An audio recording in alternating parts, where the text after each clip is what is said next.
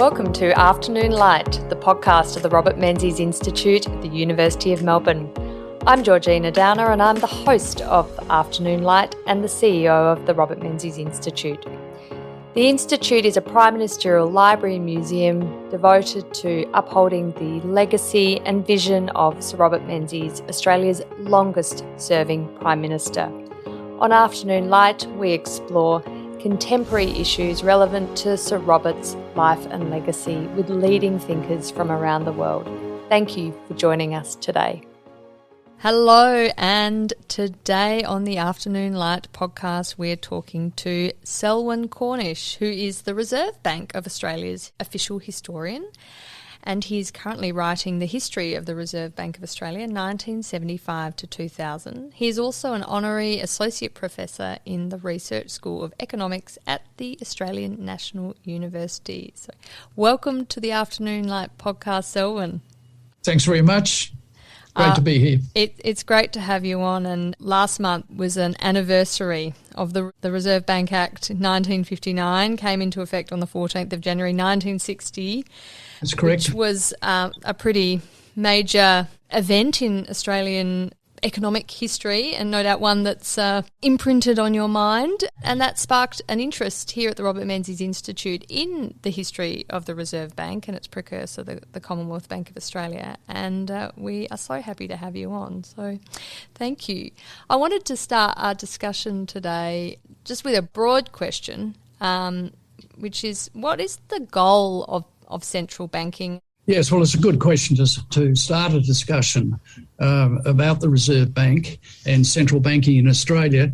The goals and functions of central banks have evolved over time. Central banks are not static institutions, they're dynamic institutions.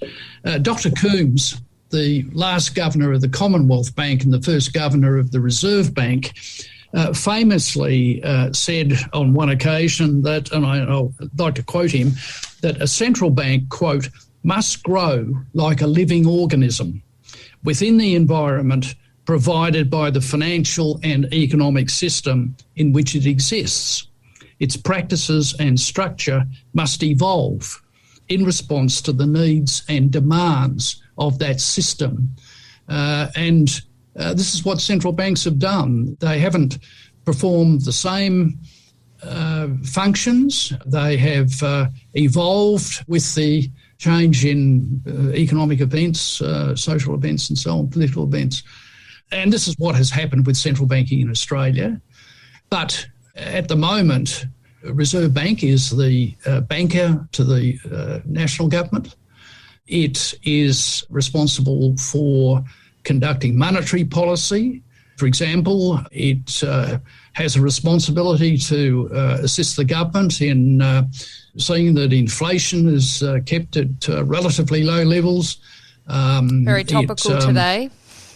It is. It's possibly too low, and also a responsibility for maintaining full employment or something like full employment, and also assisting the government in enhancing living standards and economic growth.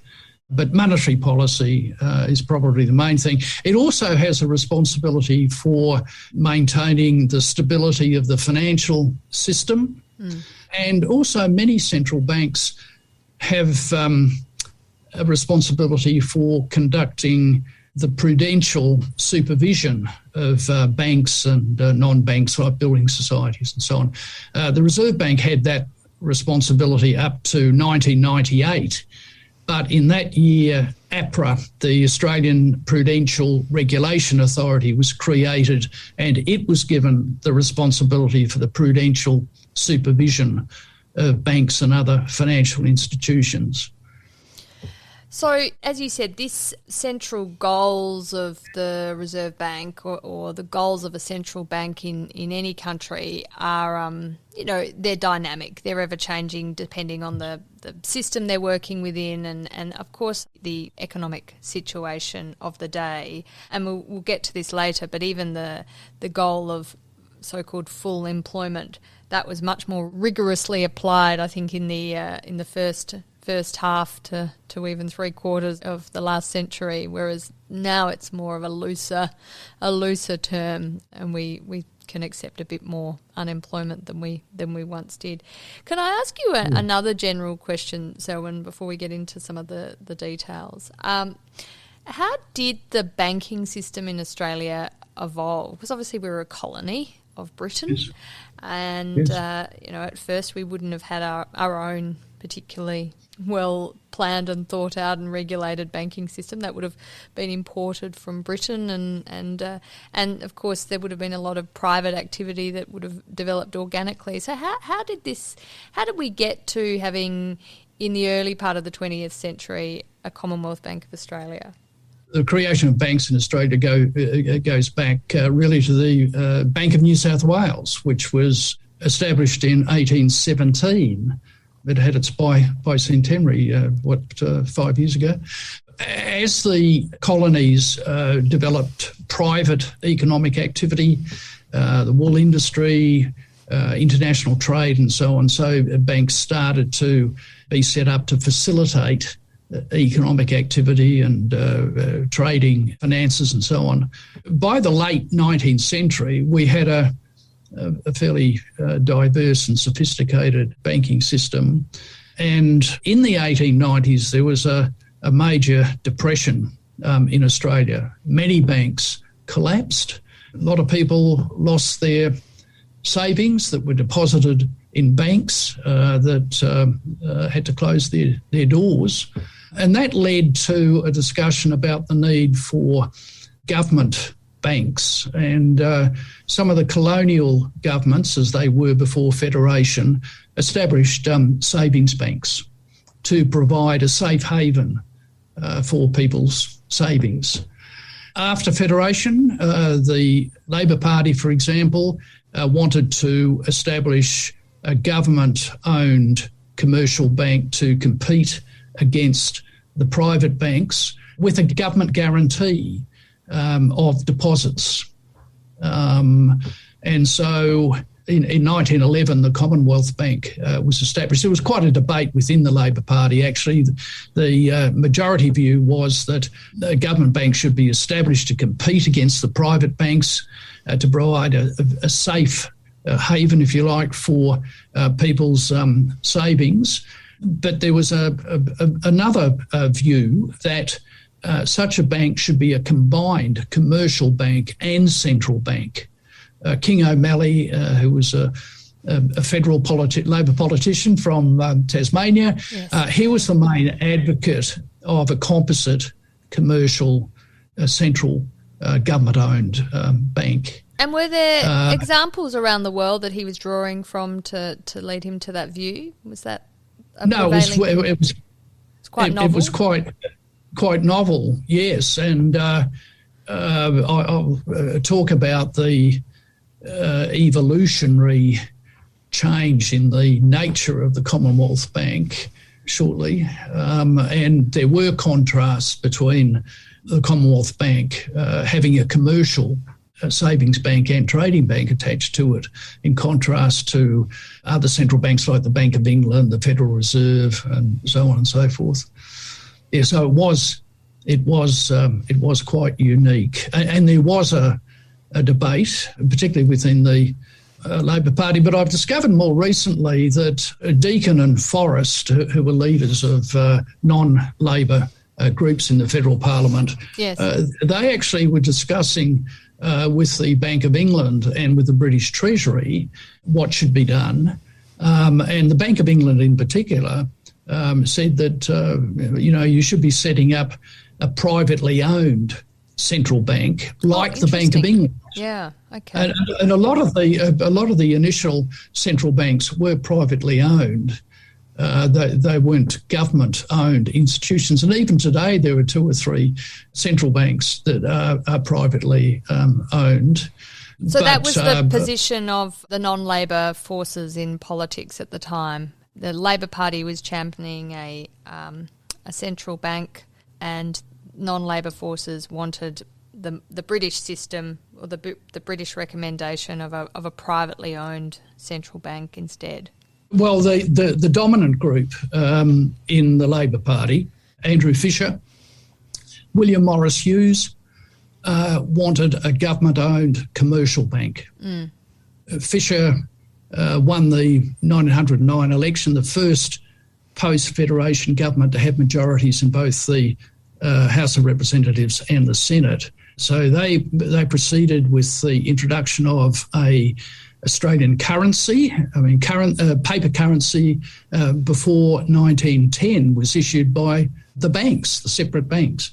And in 1911, he established the Commonwealth Bank as a government-owned commercial bank. He did say in his second reading speech, when he introduced the proposed legislation for the Commonwealth Bank, he said that I'm setting up a commercial bank, but over time it might take on other responsibilities. He didn't specify what those other responsibilities might be, but the general feeling was that he was suggesting that maybe it could evolve into a composite commercial and central bank along the lines that O'Malley was proposing. Right.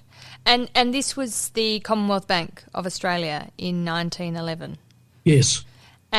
Yes. And so beyond what you've just explained, what were the purposes of this Commonwealth Bank? It was obviously a novel idea. It was the government now had an interest in a commercial bank in Australia, which gave it a degree of control over commercial activity that might not have sat very well with some, but obviously sat well with others. Yes, well, as I said earlier, the idea really goes back to the banking collapses of the 1890s. That was a really severe depression in eastern Australia. I'm a West Australian, and while Melbourne and Sydney, particularly Melbourne, was collapsing, the gold rushes were happening in Western Australia. I say to people, 3 of my 4 grandparents were born in Eastern Australia. My 2 grandmothers were born in Victoria. They went with their families in the 1890s, early 1900s, to Western Australia. There was unemployment, mass unemployment in Victoria. There was boom time in Western Australia. My grandfather, Cornish, was born in New South Wales. Similarly, he went as a boy with his family from Sydney to Western Australia. To the riches of the West. That's right. The other grandfather was just born in Western Australia because his parents went from Sydney to Perth too. So it was a major event, and as I said, a lot of people lost their savings, and so the Labor Party, people like Chipley and so on, they lived at a young age through this, and they wanted the federal government to establish a commercial bank to provide a safe place for people's deposits. This reaction of the Labor side of politics in Australia to depression events, and this again happens in the 1930s, doesn't it? They observe an economic recession, depression, and all the deprivation that comes from it, and then they look to how can we, the government, get involved in the banking system in order to ensure this never happens again. And it's a real sort of sense, even in a contemporary context, you can think through after the GFC, we must never let this happen again. That sort of sentiment that, these depressions, they come, as you're an economic historian, you will very much know, come from time to time. But governments, and I guess the public, looking to the government to ensure that people don't lose their livelihoods because of a banking collapse, and don't have serious long-term unemployment, and all the deprivation that comes from that. Yeah. Well, the 30s depression, as you indicate, was an important step in the evolution of central banking in Australia. But there were a few things happened before then. First of all, the First World War. The Commonwealth Bank was asked by the government to raise the big loans that the government needed to finance the war. And that's what central banks used to do. And that was really the first step on the development of the Commonwealth Bank as a central bank. Then in 1920, the Commonwealth Bank was given responsibility for the printing and distribution of currency notes. That had been the Treasury's responsibility. Then in 1924... And was that controversial, Selwyn, to remove that responsibility from the Treasury and give it to the Commonwealth Bank? Well, there had been an increase in inflation during the First World War and quite a severe recession after the First World War. And there was a bit of concern that the responsibility for the issue of currency notes shouldn't be left to a government department. No, not those bureaucrats printing our money. That's right. In fact, I mentioned that Deakin and Forrest were in communication with the Bank of England and so on, and this was over who was going to have responsibility for the production of the new Australian currency. And the Bank of England and the British Treasury said, don't leave, you wouldn't give it to a government department. And this is why they said you need a central bank, and you need to follow the Bank of England, have a privately owned one. This was the first steps the Commonwealth Bank was taking towards its central banking function then? Yes, yeah. In 1924, there was a new Commonwealth Bank Act, an Amendment Act, and one of the new components of the legislation was that the settlement of cheques had to be conducted through the Commonwealth Bank. In other words, the interbank balances as a result of the clearance of cheques had to be settled through accounts at the Commonwealth Bank. That is an important element of central banking, a very important element, and that happened in 24. Then you have the depression of the 30s. A few important things happened there. The Commonwealth Bank took responsibility for the exchange rate. It developed a bigger responsibility for setting interest rates. And then the next thing was the Second World War. That added to a lot of central banking controls being given to the central bank, to the Commonwealth Bank. And then, as you say, more recently, the Reserve Bank has taken on a greater responsibility for financial system stability. You'll recall that some state banks, including the State Bank of South Australia and the Victorian State Bank and so on, collapsed in the early 1990s. And then Westpac and ANZ got into a bit of trouble. Then the global financial crisis in 2007-8, and then more recently, of course, the COVID-19 problems. As well as conducting monetary policy, the Reserve Bank has spent more time with considering the financial system stability and becoming more responsible for that. So you can see that, as Coombs said in that quote that I read out at the beginning, it's an evolutionary change. Events precipitate change in the central banking. Harold Macmillan, the Prime Minister of the UK in the late 50s and early 60s, was asked, why do governments change their policy? And he famously said, events, dear boy, events. That's right. Yes. And you can see these events: First World War, Second World, depressions of the 1890s, the 1930s, and so on. Global financial crisis. And we see the reach and power of central banks becoming greater and greater, of course, as it moves from issuing currency, interest rates, then to overseeing the stability of financial markets and the banking system. I mean, these are a much broader remit than perhaps was envisaged by King O'Malley in 1909. Yes. Tell me, yes, that's right. So we go to the Second World War, and as I'm listening to you talk through the history of central banking in Australia, it is very much bookmarked by events, as Harold Macmillan put it so adroitly. Second World War, enormously, seismic event in global history, and Curtin and then Chifley leading, Menzies to start with, then Curtin, then Chifley leading the country. And Chifley, of course, becomes very keen to nationalise the banks in Australia, and that of course becomes a huge election issue in 1949, leading to the election of the first ever Liberal government led by Robert Menzies.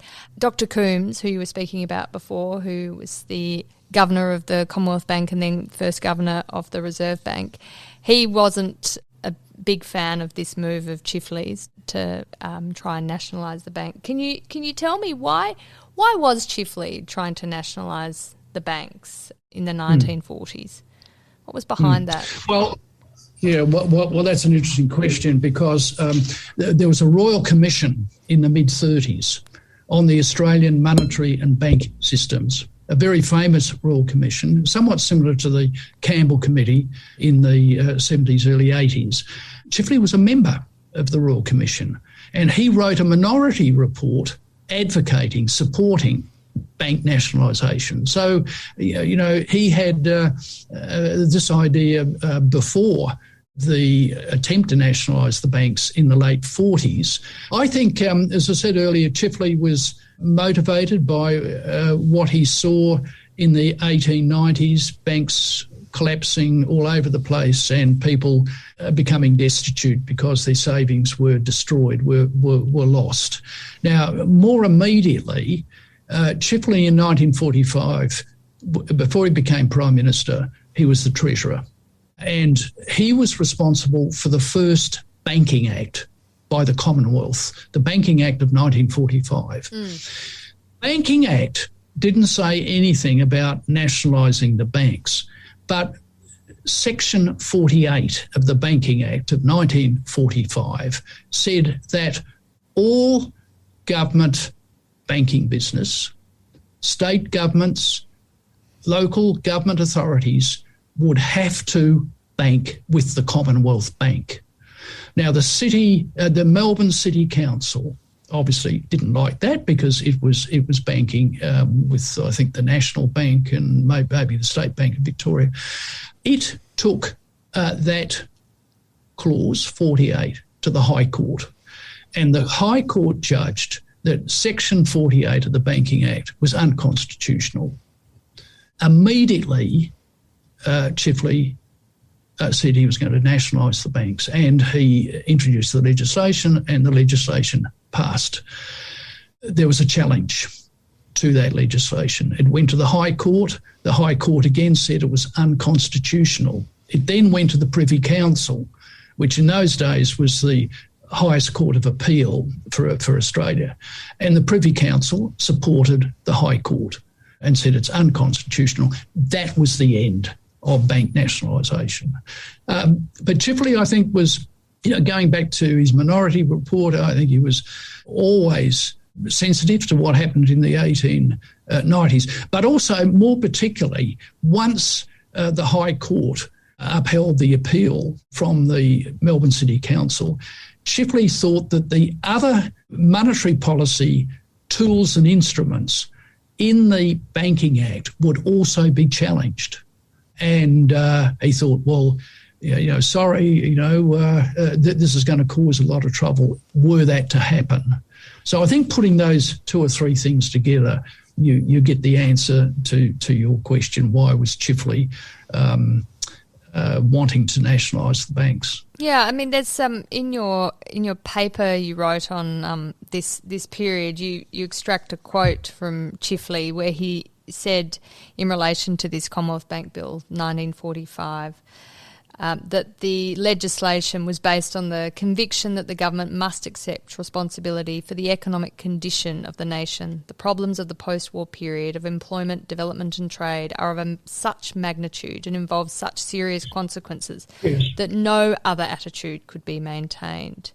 And then went on to say the government has decided to assume the powers which are necessary over banking policy to assist it in maintaining national economic health and prosperity. And really, again, went on to say that the present government, that's his government, is determined to ensure so far as it lies within its power that the distress of the Depression years will not be repeated. So that, really intent on making sure that there was no repeat of all the deprivation that had been experienced prior to the First World War. But it didn't succeed, and Menzies used Chifley's, despite the courts saying it was unconstitutional, Menzies used Chifley's fight for bank nationalisation in Australia as evidence of his socialist tendencies, and certainly found a very large amount of support within Australia and Australian public for his point of view. So Menzies becomes Prime Minister in 1949. Dr. Coombs remains the Governor of the Commonwealth Bank, the central bank, and they get on, and by 1959, 10 years later, they have decided to establish a Reserve Bank of Australia. So they are separating central banking from the Commonwealth Bank as a trading commercial bank. What was it that Menzies felt was necessary about that? Why did he come to that conclusion?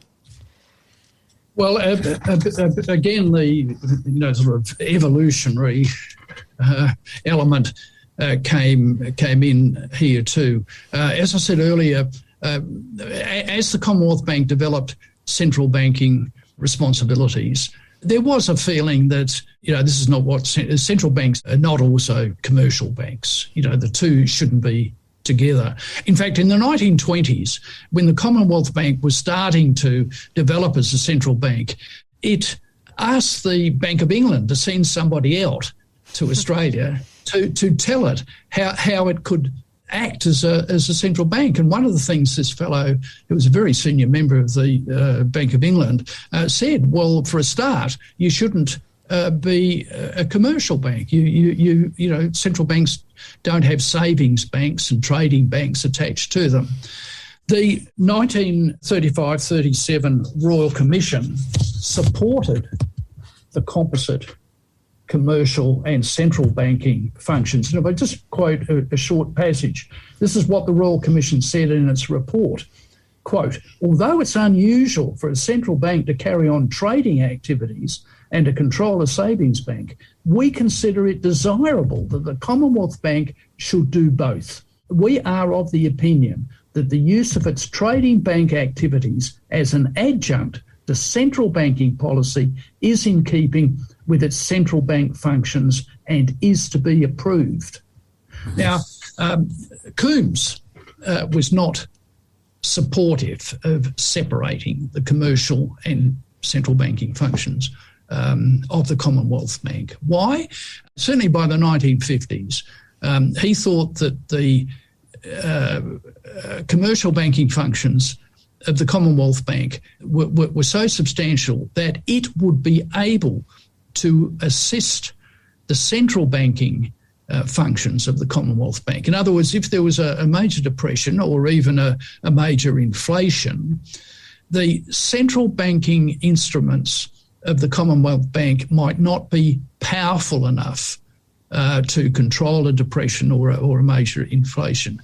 But with the Commonwealth Bank easing its interest rates and advancing more money and so on during a depression, that would be very helpful. And conversely, during an inflation, by tightening its lending, by increasing its interest rates and so on, that would help the central banking part of the Commonwealth Bank. And the size of that trading side of the bank was such that it would lead the private banks to follow what the terms it was setting. Is that the implication? That was probably in Coombs's mind. But on the other side, the private bank said, just hang on a minute, the Commonwealth Bank is our major competitor. Yeah. And it's also the central bank. The governor runs our largest competitor. and also is the head of the central bank. This is not fair. No. You know, they were suspicious that the central banking part of the Commonwealth Bank was providing confidential information to its greatest competitor. And so it started to agitate for the separation of the two parts. I mean, they went to Menzies, they went to the government through the 50s. There was an amendment to the Commonwealth Bank Act in 1953, which gave the Commonwealth Trading Bank more independence, and it was thought that might appease the private banks by getting the trading bank really out of the central banking part of the. Not totally, because both parts still had the same governor and both parts still had the same board of directors. So that didn't satisfy the private banks, and they continued to make representations to the government. In 1957, Menzies made up his mind that separation was going to occur. Coombs continued to oppose it. He went to Menzies, and Menzies said to him in 57, he said, look, it's going to happen, so live with it. Mm. And Coombs, to his credit, wrote a letter to Menzies saying, I oppose separation, but I think it could work. And I will do everything I can to see that it will work. Mm. I think it was this sort of attitude by Coombs that appealed to Menzies. Menzies knew that that Coombs had been close to Chifley and was, probably a Labor voter. But he was loyal to the government of the day and sincerely loyal. When Coombs said that in his letter, Menzies knew that he wasn't just going through the motions, that he really meant that. So anyway, legislation was introduced in I think November 57 by Fadden, the leader of the Country Party, who was the treasurer. It passed the House to separate the two, to create. And the Country Party was on side with this separation? Well, the Country Party wasn't, they would have, I think, preferred to leave it, leave the composite Commonwealth Bank there. But it was mainly the Liberal Party members who were being, to some degree, pushed by the private banks. Were pushing this. Menzies, I think, got a bit tired of the private banks, coming to him, and in the end he said, look, it's going to happen. I'm going to do it. I'm going to stop this. So the legislation was introduced by Fadden. It passed the House of Representatives, but in the Senate there were two DLP senators, there was one Queensland Labor senator. The three of them voted with the ALP. The vote was tied, and as we know, a tied vote, the bill is not passed. In early 58, the next year, Fadden reintroduces the legislation, and the same thing happened. The Labor Party opposing this legislation, that was quite contrary to its previously held positions, wasn't it? Well, the interesting thing is that in 1930, the Scullin Labor government, the treasurer was E.G. Theodore. In 1930, Theodore introduces legislation to separate the commercial and central banking functions of the Commonwealth Bank. He was going to create in his legislation what he called the Central Reserve Bank of Australia. Now, what happened? It passed the House of Representatives, where Scullin had a majority, clearly. It didn't have a majority in the Senate. The coalition parties did not pass the legislation. Right. What Menzies Fadden were trying to do in 57, the Labor Party were trying to do in 1930 and were opposed by the coalition. Now the Labor Party is opposing the coalition. Yeah. A bit of a political game going on here. Anyway, just to wrap this up, in late 58 there was a general election and the coalition wins back its majority in the Senate. Fadden retires.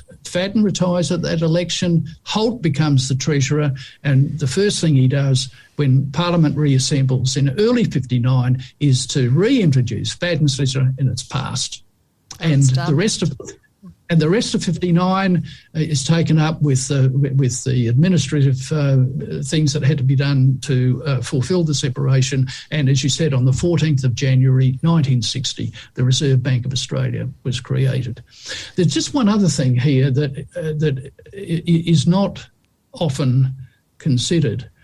Even people in the Reserve Bank today don't know about it. The Reserve Bank Act of 1959 says quite clearly that the Reserve Bank is the bank that was established in 1911. Oh. In other words, the Reserve Bank is the old bank, and the new bank, the Commonwealth Banking Corporation, which took on the commercial activities of the old Commonwealth Bank, was the new bank. Ah, interesting. And among other things, this is the reason why the Reserve Bank has all the records, all the archival records of the former Commonwealth Bank going back to 1911, because it's their records. It's the Reserve Bank records. Legally, it was the bank. Based on the Act. Was created in 1911. Yeah. So actually, when we are commemorating the anniversary of the establishment of the Reserve Bank on the 14th of January 1960, we actually are commemorating the anniversary of Commonwealth Banking Corporation, did you call it? Rather, can I just... And that the Reserve Bank actually has always been with us since 1911. This is very interesting. It's Glenn semantics, Stevens, really. But it's part of our history, and it should be more known. Glenn Stevens said to me, leading up to the 50th anniversary of the Reserve Bank coming up next year, I'd like you to write a small book, on the history of central banking, which I did. But I said to him, it's not the 50th anniversary of the Reserve Bank. The following year will be the 100th anniversary. And he said, yes, I know, but I don't want to have an argument with the Commonwealth Bank.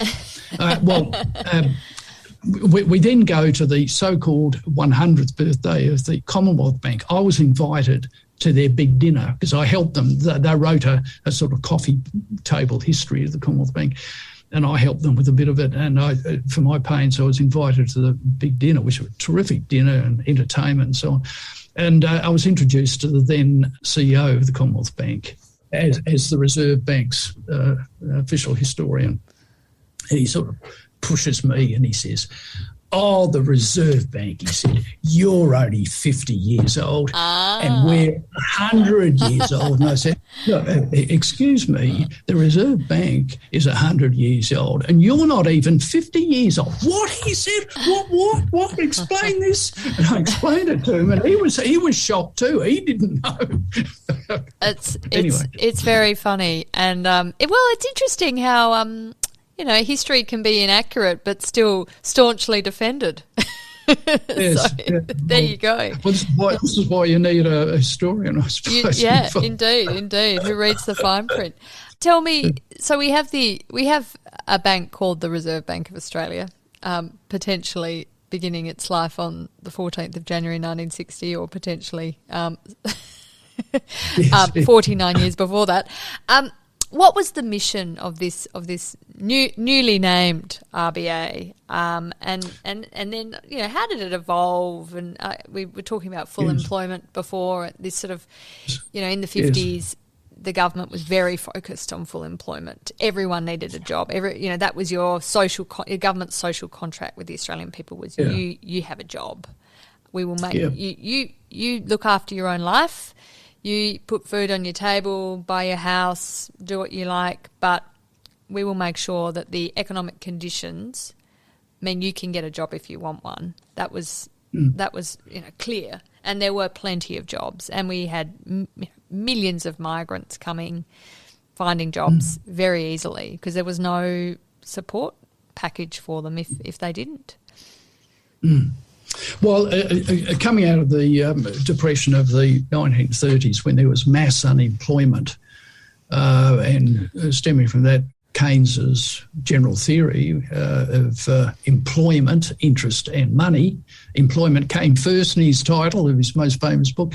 There was great concern among policymakers, particularly after the war, that that wouldn't happen again, that full employment had to be the policy. And in fact, Australia, to a large degree, led the world with the development of full employment policy. We developed, and it was mainly Coombs, developed the full employment approach, which Australia took to all the big international conferences, the Bretton Woods conference that created the IMF, the San Francisco conference that created the United Nations. We got full employment into the Charter of the United Nations. So coming out of the war, from the Depression, there was a big emphasis on maintaining full employment. But then through the 70s and 80s, we had the great inflation, and attitudes tended to change, that the emphasis should be on reducing inflation, getting inflation down to low numbers. And, of course, that led the Reserve Bank to develop its inflation target of 2 to 3% over the cycle, over the economic cycle. So again, evolution, events, and so on were pushing that. But I talked earlier in relation to bank nationalisation, the 1945 Banking Act, but there was also a Commonwealth Bank Act in 1945, and it included what's sometimes called the Charter, which was taken over and put into the Reserve Bank Act. It was the same wording. And if I could quote it, this is the 45 Commonwealth Bank Act. The same wording is in the 59 Reserve Bank Act. It stated that it was the duty of the Commonwealth Bank, Reserve Bank, quote, to pursue a monetary and banking policy directed to the greatest advantage of the people of Australia. And it went on to direct the bank to use its powers as, quote, will best contribute to A, the stability of the currency of Australia, B, the maintenance of full employment in Australia, and C, the economic prosperity and welfare of the people of Australia. This is the so-called Charter of the Commonwealth Bank and then the Reserve Bank. So, and that survives to this day.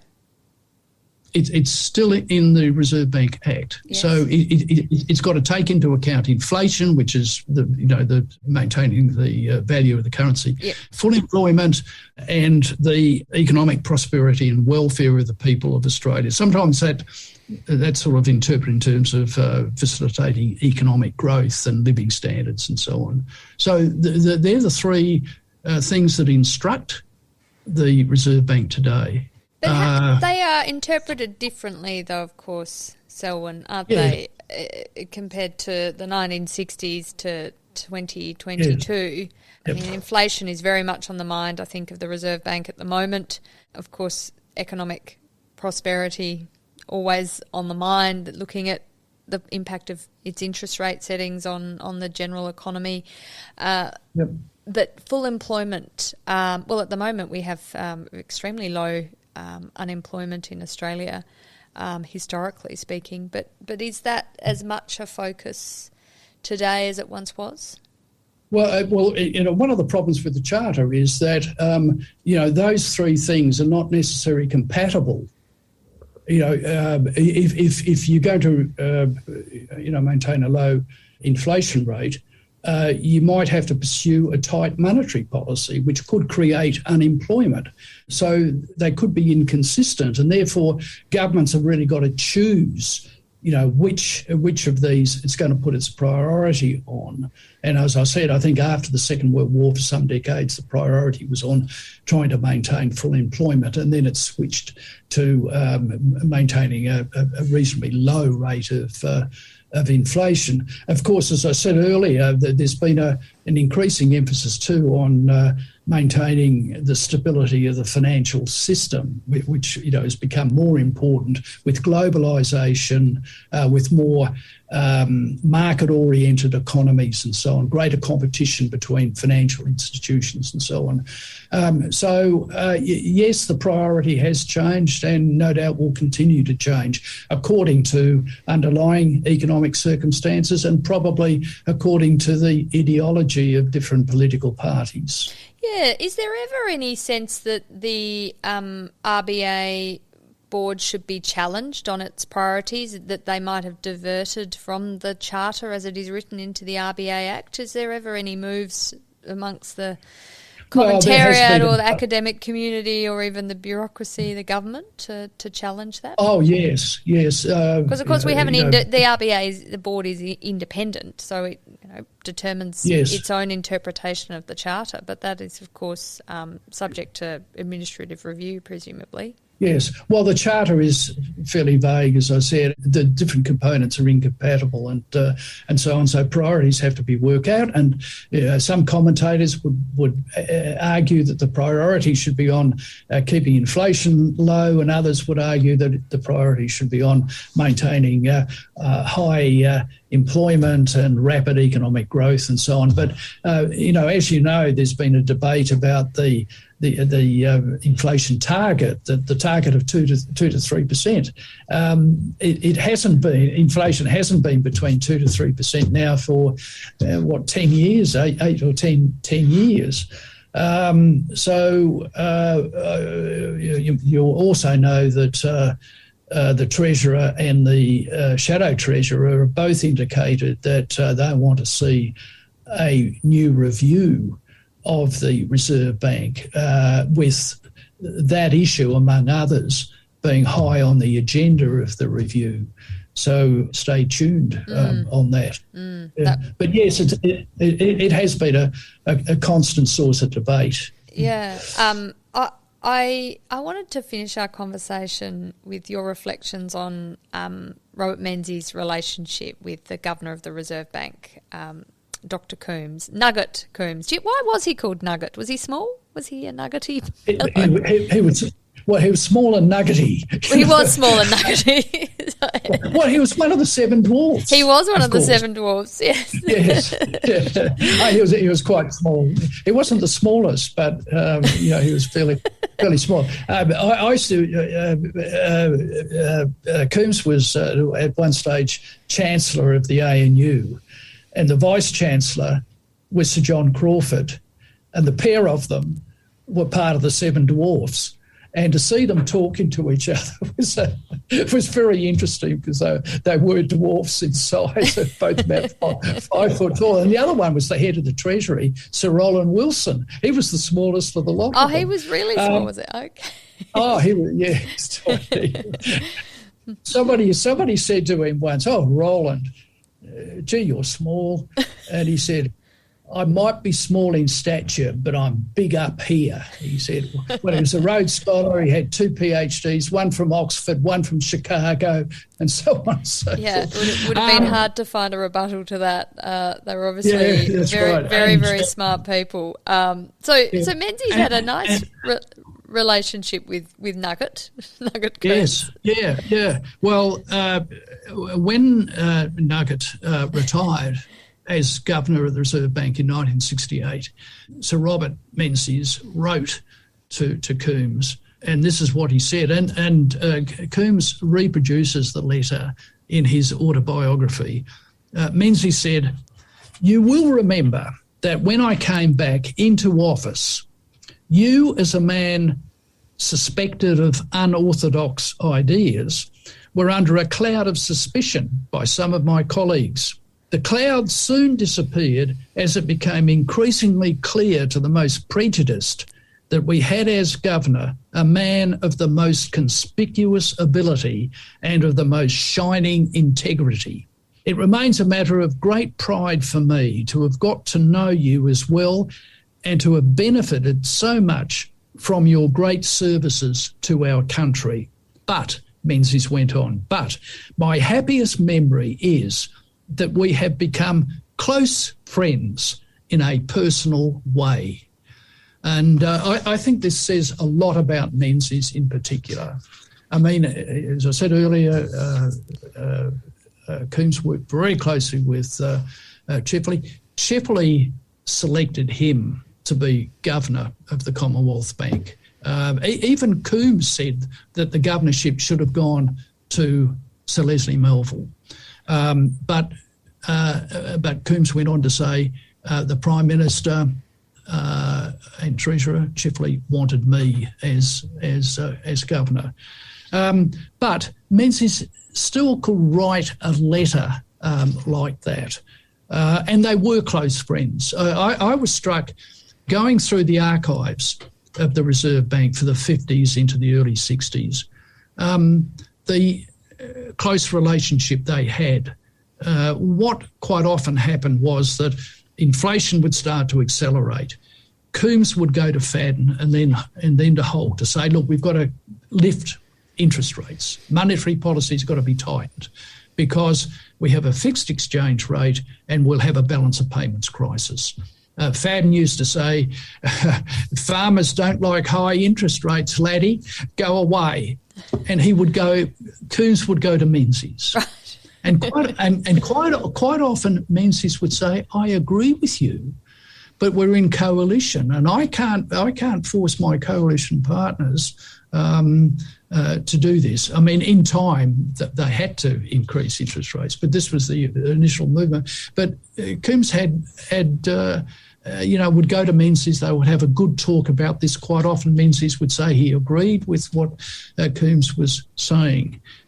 So they got on very well. But, of course, Menzies had this brilliant group of public servants. Yes, the Seven Dwarfs. The ones I mentioned, the Seven Dwarfs, but there were some big ones too, like Sir Arthur Tang and Sir Frederick Wheeler and so on. It was a brilliant group when you think of Wilson, Crawford, Coombs, and others in that group.